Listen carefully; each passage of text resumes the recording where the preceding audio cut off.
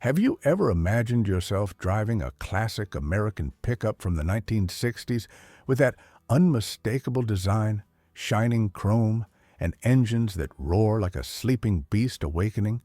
Today, you're not just going to remember them, you're going to feel them.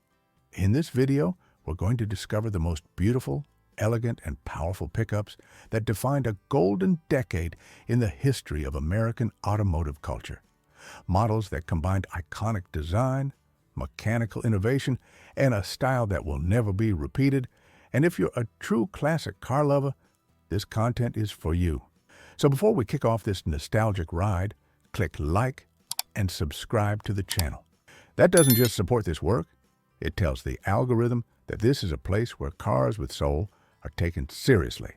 Get ready, because what you're about to see will make you want one of these in your garage. 1965 Dodge D100 Sweepline.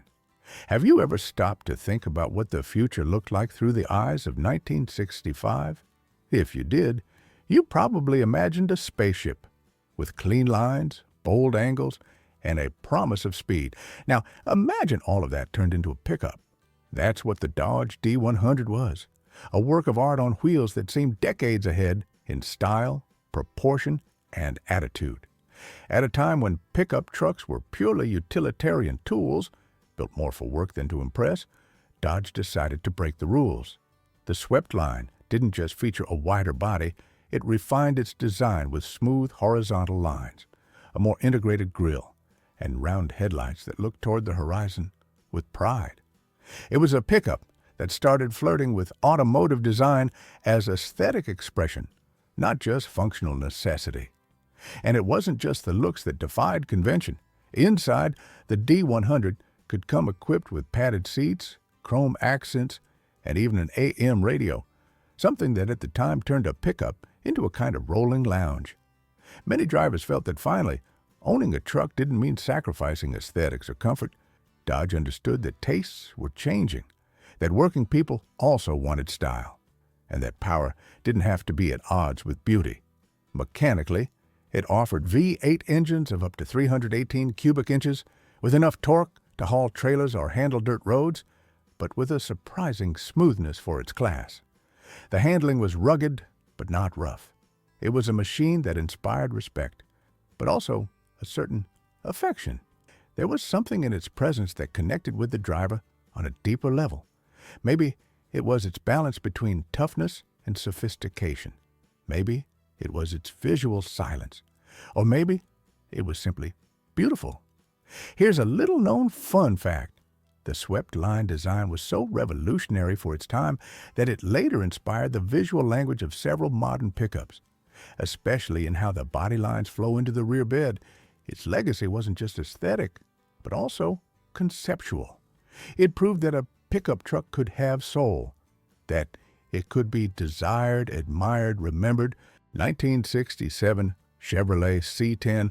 There are vehicles that don't just age well, they seem to get better with time. The C10 is one of those rare cases.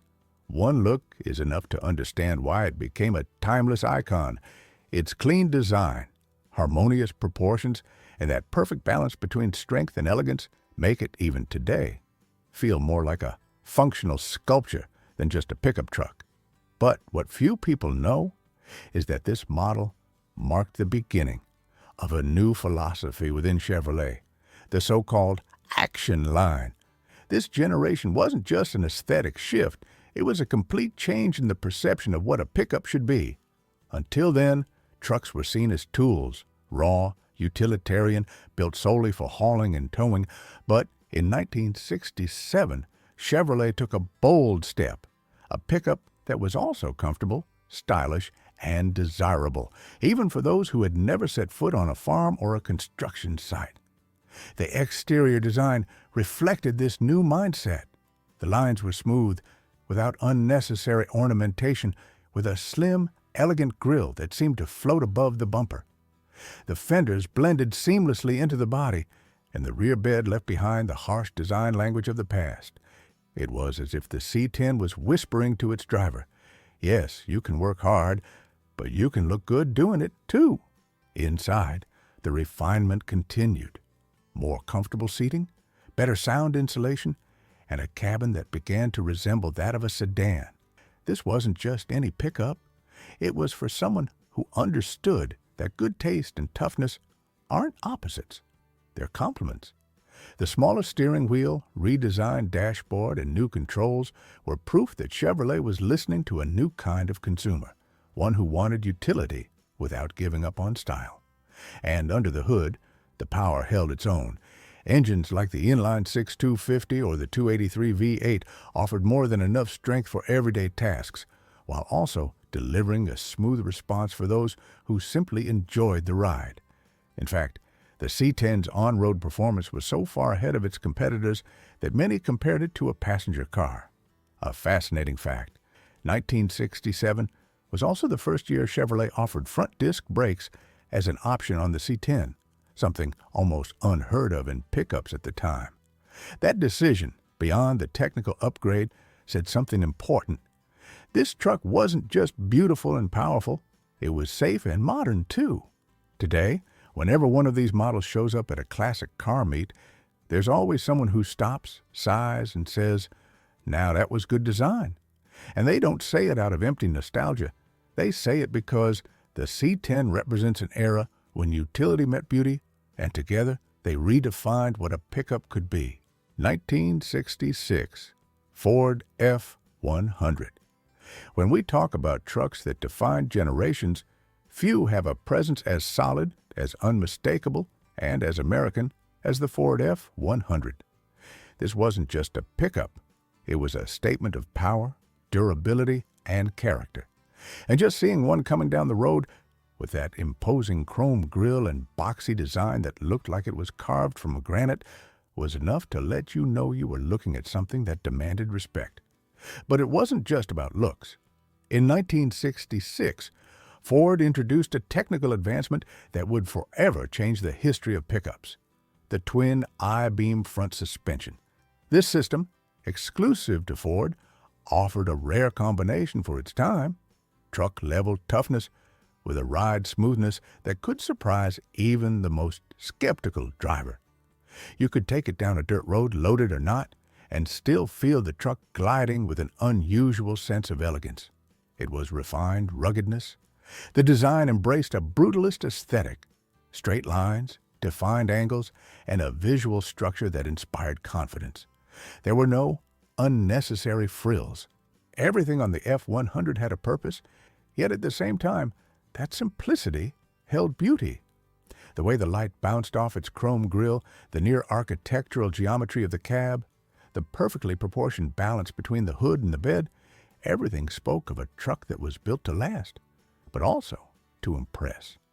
Inside, the evolution was clear as well: wider seats, better positioned instruments, and a focus on ergonomics that, while primitive by today's standards, already showed a clear intention to care for the driver.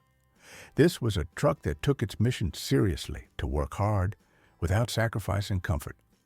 What makes the 1966 model special is that it marked the final year of production for the fourth generation of the F-Series, a generation that, for many enthusiasts, represents the perfect balance between classic charm and functional design. It's not uncommon to see owners treat their 66 F-100s like family heirlooms, lovingly restored down to the smallest detail as a tribute to an era that will never return.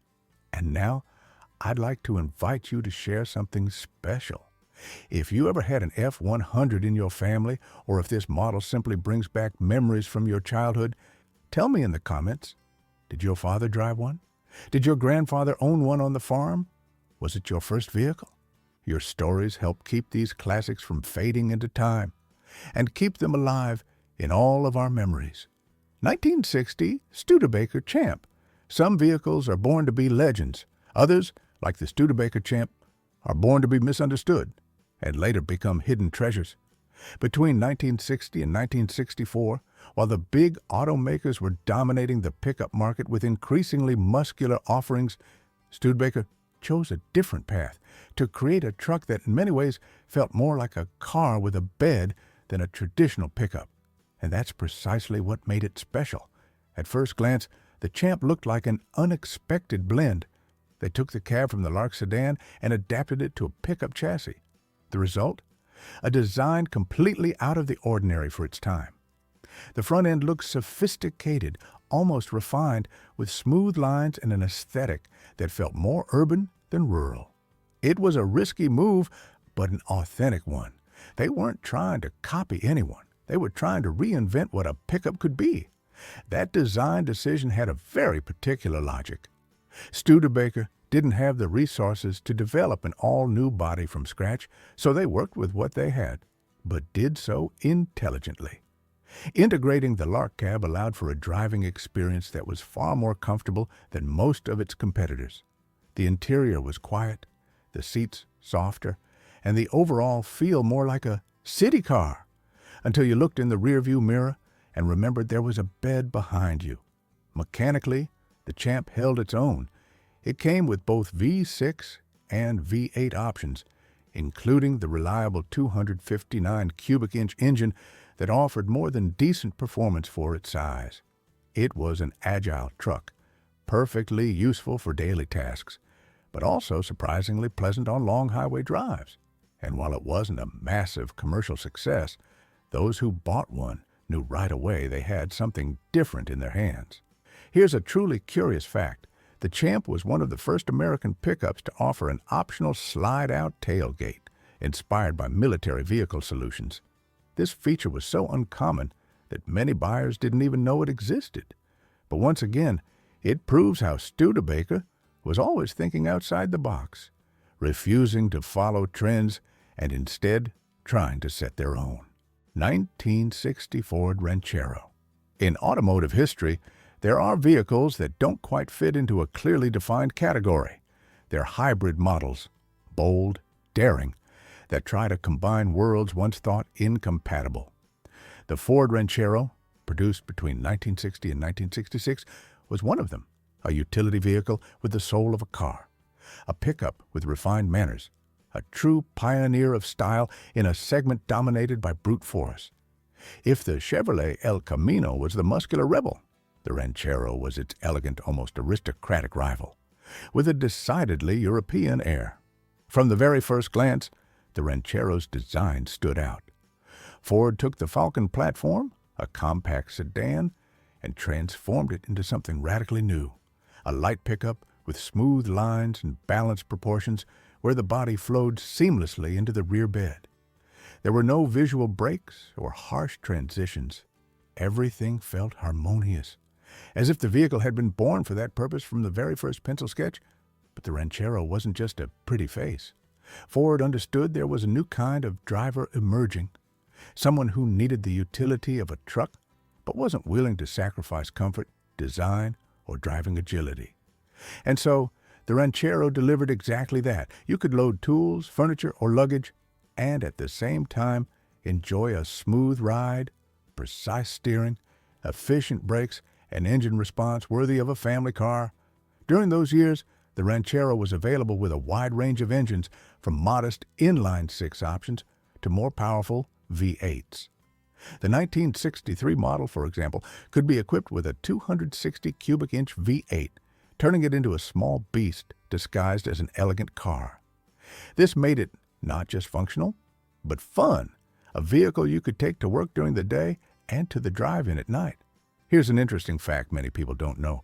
The Ford Ranchero was so influential that it inspired manufacturers outside the United States, like Ford Australia, to develop their own locally adapted versions, models that would later become true icons in Oceania. In other words, the Ranchero's legacy crossed oceans and generations. 1960, Chevrolet El Camino. Sometimes, automotive history gives us models that simply can't be boxed into one category. Vehicles that, when you see them for the first time, raise more questions than answers. The Chevrolet El Camino is one of those glorious enigmas, born between two worlds, the sporty car and the work truck. This model didn't just merge categories. It created a new way to think about utility with style, a bold concept that still ignites passion today. The El Camino had debuted in 1959, But it was in 1960 that Chevrolet fine-tuned the concept. Inspired by the Brookwood's design, it adopted softer lines, a redesigned grille, and chrome details that brought it visually closer to the era's iconic Impala and Bel Air models. It was low, long, and carried itself with elegance in every inch. The rear bed, perfectly integrated into the vehicle's body, didn't interrupt the flow of the design. It completed it in harmony. It was, without exaggeration, a car that hauled like a truck but moved like a coupe. Under the hood, the mechanical options were as varied as they were powerful. From the reliable inline sixes to the massive 348 cubic inch V8 that could launch this hybrid with a force that surprised more than a few drivers at traffic lights. That power, combined with its aerodynamic profile and low center of gravity, made it a true rarity, a pickup that could perform like a muscle car. In fact, many consider it the first muscle truck in history. And here comes a little-known fact. The 1960 El Camino was the final model of its first generation. Chevrolet temporarily pulled it from the market due to low demand, but its legacy was so strong that it returned just 4 years later in 1964, completely redesigned on the Chevelle platform. That short break only fueled the myth, a strategic retreat that ultimately solidified the El Camino as a cult classic. Today, spotting one in great condition is like witnessing a frozen fragment of boldness in time. Because this model didn't just follow rules, it rewrote them. And now, I've got a question only you can answer. Which side are you on? El Camino or Ranchero? Do you prefer the muscular, aggressive elegance of the Chevrolet? Or are you more drawn to the stylish serenity of the Ford? Let us know your answer in the comments. 1960 GMC 1000 series. When we talk about classic pickups, it's common for Chevrolet to steal the spotlight. But true connoisseurs know that during the same era, GMC offered something more refined, more exclusive, almost as if it were aimed at those who wanted power, but also distinction. That was the GMC 1000, produced between 1960 and 1966. A pickup that shared its structure with its Chevrolet cousin, but went several steps further in terms of design, finish, and presence. From the very first glance, it made clear this was no ordinary truck. Its body, while similar to the C10, featured a completely different grille, more vertical, more chromed, with a sense of status that was unusual in the segment. GMC was targeting a more demanding clientele, and you could see it in every line, every detail. Even the badges seemed designed with more sophistication in mind.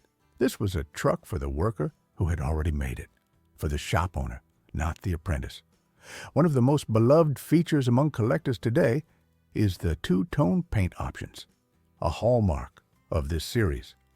The contrast between colors like white and red, blue and cream, or green and gray turned each unit into a visual statement that stood out on any street or job site. Seeing a GMC 1000 in that kind of color combination was like seeing a tailored suit at a casual gathering, class in the middle of hard work. As for the interior, it offered more upscale finishes than its Chevrolet counterpart. Dashboards with finer details, upholstery with higher quality materials, and a clear focus on comfort that revealed its premium pickup positioning. It wasn't flashy luxury, but it was there. Elegant, thoughtful, refined. And that small qualitative leap made all the difference. Mechanically, it shared the same engines as Chevrolet, but some specific markets offered unique configurations, like the 305 cubic inch V6 engine exclusive to GMC. This block, robust and reliable, delivered exceptional low-end torque, ideal for heavy-duty work, yet offered surprisingly smooth driving on the road. And here comes a fact few people know. The GMC 1000 was one of the first pickups to offer power steering and power brakes as factory equipment, something that at the time was almost exclusively reserved for luxury sedans. This detail reflects the brand's commitment to providing a more comfortable driving experience, even in a work vehicle. And now that we've journeyed together through these true gems of the 1960s, tell me honestly, which of these pickups made your heart skip a beat? Which one would you take home today if you could choose just one? Leave it in the comments, because your opinion doesn't just count. It's part of this community of classic car lovers. Comment now. Still craving more?